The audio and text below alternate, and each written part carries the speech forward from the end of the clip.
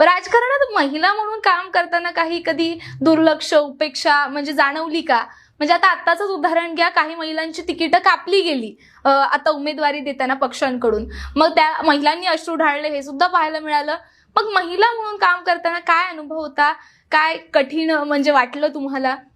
खरं जर सांगायचं झालं ना तर महिलांचं जे आता ते उमेदवारीबद्दल ज्या त्या पक्षाचा तो प्रश्न आहे की कार्यकर्त्याला किती मान सन्मान द्यायला पाहिजे, तो त्या पक्षावर आपण ते सोडून देऊ. पण महिला काम करत असताना महिलांना सगळ्यात प्रथम माझं म्हणणं असं आहे की महिला जेव्हा घरातून निघते ना तेव्हा तिला बऱ्याचशा गोष्टीचा सामना करून निघावं लागत असते. तारेवरची कसरत असते. म्हणून सगळ्या जे लोक म्हणजे जे राजकारणी लोक असू देत नाही तर कोणी असू देत, महिलांना मानसन्मान दिला पाहिजे.